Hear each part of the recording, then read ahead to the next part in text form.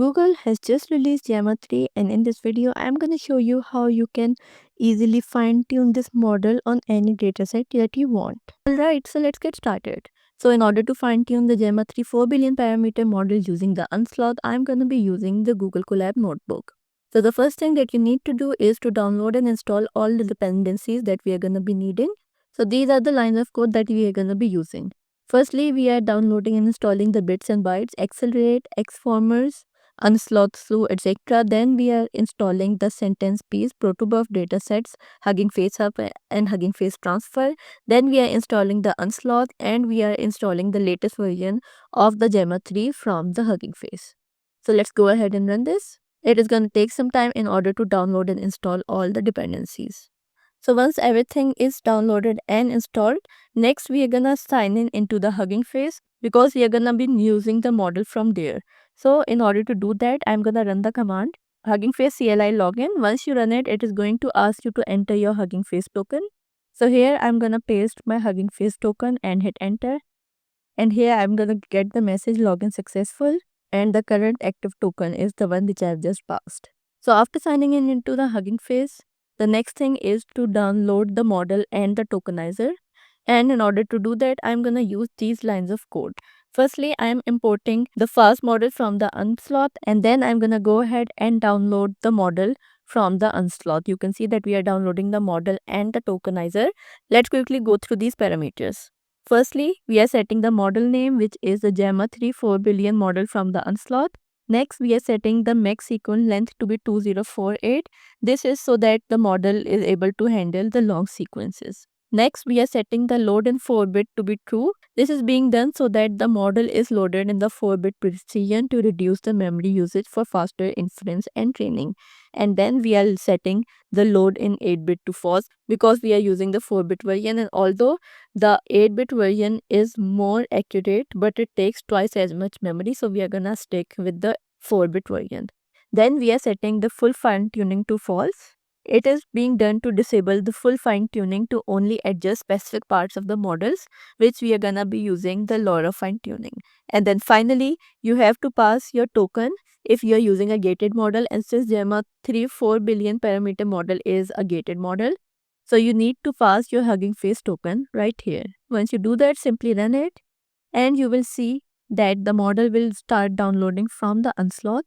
Alright, so here it has started downloading the model safe tensors, which are approximately 4.44 GBs. Alright, so after a few minutes, everything has been downloaded. So we have downloaded our model and the tokenizer. So after downloading the model, next thing that we are gonna do is we are gonna apply the LoRa adapters.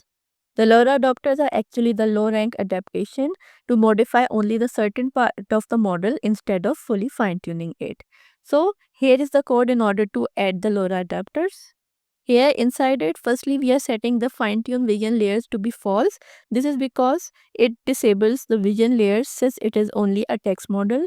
Next we are setting the fine tuning large language layers to be true, and you should set it to be true because it enables the language layers for the text based tasks. Next, we have the fine tune attention module, which is also set to true because it fine tunes the attention mechanism useful for understanding the long range dependencies. And then we are setting the fine tune MLP modules to true as it fine tunes the MLP layers which are important for the predictions. And then we have certain hyperparameters. Firstly, we are setting R to 8, which is actually the rank of the LoRa adapters, and the higher the value of LoRa adapter means improved accuracy but the higher risk of overfitting. Next, we are setting the LoRa alpha to be 8, which is actually the scaling factor for LoRa, which is generally set equal to the value of R. You can see here both of these values are set to be 8. Then we have the LoRa dropout, which is set to be 0 because we are applying no dropout to the LoRa layers. We are setting the bias to none because the no bias is being added, and we are setting the random state to 3407, which is actually a seed for reproducibility. So let's go ahead and run this. So after applying the LoRa adapters, next we are gonna set up the chat template. And in order to do that, we are gonna use these lines of code. Let's quickly go through them. Here we are actually loading a predefined chat template for the tokenizer to format the data correctly. And here we are setting the chat template equal to Gemma 3, which is actually Unsloth's standard template for the Gemma 3. As Unsloth has a wide variety of different chat templates, so in order to standardize everything, we are setting the chat template to be the Gemma 3 from the Unsloth. After defining the chat template, the next thing is to load up the training dataset. So firstly, we are importing the load dataset from the datasets, and inside the load dataset function, we are actually using the Maxime Le Bon's FineTOM 100K dataset, and we are splitting it on the basis of train because we only wanted to use the training portion of the dataset. So you can see that it has started downloading the dataset. Firstly, it is downloading the readme file. Then here is the Parquet file for the dataset, which is of 117 MBs, and then it is generating the train part of the dataset. Next, we are going to standardize the data format, and this is being done to convert the dataset into the correct format for the fine-tuning purposes. And this is going to ensure the consistency across the different datasets. And then in order to inspect the dataset, we are going to be printing the first 100 rows from the dataset. Let's run it. And you can see that it is standardizing the dataset. And these are the first 100 rows of the dataset after being standardized. So up to now, everything is working absolutely fine. Next, we are going to go ahead and apply the previously created chat template to our standardized dataset. And in order to do that, we are going to use these lines of code. Here, we are actually defining a function called apply chat template that takes examples as an input. It uses the tokenizer's apply chat template function to format the conversations field and then converts the dataset into a format which is suitable for training. Then we are using the dataset.map function to apply the chat template to all the dataset entries in the batches because we have set the batch to be true. And once you run it, it is going to apply the previously defined chat template to the entire dataset in different batches. Okay, so you can see that the chat template has been applied to the dataset. So you can see that our model has been downloaded, the data has been downloaded and formatted and has been converted into the standard format using the chat template. So now is the right time to actually train the model. So let's go ahead and do that. Here you can see that firstly it is initializing the trainer, and Unsloth normally uses this Hugging Face SFT trainer, which is actually a supervised fine-tuning trainer from their TRL library. So if you look at this code, it is actually really simple, and let's quickly go through different parts of it. So as I've already mentioned, firstly it is creating a fine-tuning trainer, which is an SFT trainer from the TRL library, and then inside it, firstly we are assigning the model value of the model which we have previously downloaded from the Unsloth. Same is the case for the tokenizer, and the train dataset is set to the dataset which we have downloaded.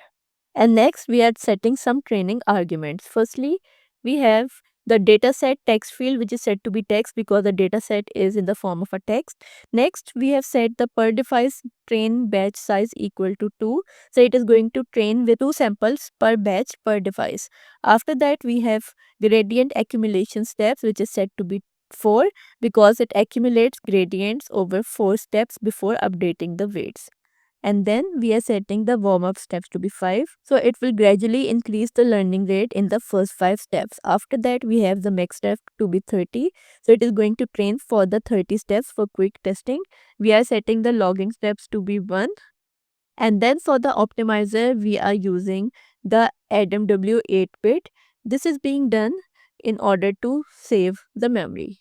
After that, we are setting the weight decay to 0.01, which will help prevent the overfitting. The LR scheduler type is set to be linear, as it will linearly decrease the learning rate over time. The seed is set to be 3407, which is used to ensure the reproducibility, as I've discussed earlier. And then we are setting the report to none to disable the logging. But if you want to enable the logging, you can set it to WANDB for tracking. So after defining all of these different training parameters, simply go ahead and run this code, and you will see that it will start training the dataset. And let me tell you beforehand that it is going to take quite some time in order to train the dataset.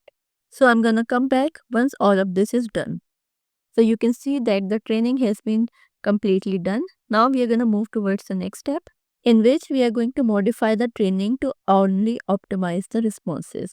For that, we are going to use these lines of code. Here we are using the train on responses function only, which uses special tokens like the start of turn user and the response part, which is the start of turn model, to differentiate the user inputs from the model outputs. And we only want to optimize the responses which are actually from the model and not the user instructions. So let's go ahead and run this. You can see that it is now training on the responses only. So once this is done, now we are going to move towards our last step, which is to train the model. And in order to do that, we are going to use the trainer.train method, and the trainer stats will be saved inside this variable. So let's go ahead and run this cell to start the training of the model. You can see that this is the total number of trainable parameters.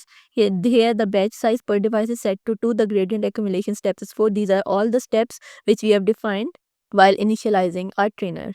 So the training of the model is going to take quite some time. So I'm going to come back once all of this is done. You can see that the first step of the model training has been completed and the training loss is 1.23. And here you can see that out of 30 steps, 4 have been completed. Here is the training loss for the second step, which is 1.63, and the same will go for all of different parts. Alright, so you can see that our model has been successfully trained and it took a total of 30 steps in order to do that. Now that our model is ready and has been successfully fine-tuned, so we are also set to start doing inference on it, or in other words, we can use our newly fine-tuned model. So in order to do that, you can use these lines of code. Here, firstly, we are initializing a messages list in which we are defining the role as the user, the type is text, and the text is continue the sequence. So we actually want it to complete the Fibonacci series. Then we are applying the chat template to the tokenizer by passing it the messages and the generation prompt, which is must for the generation. And then we are going to use model.generate function in order to generate the response, which will be stored inside the variable output. So now if I go ahead and run this, so this is the output of our inference. You can see that it has completed the Fibonacci series and has provided us an explanation as well. So in this way, you can fine tune the Gemma 3 on any dataset that you want by simply following all of these steps. That's all for this video. Thanks for watching.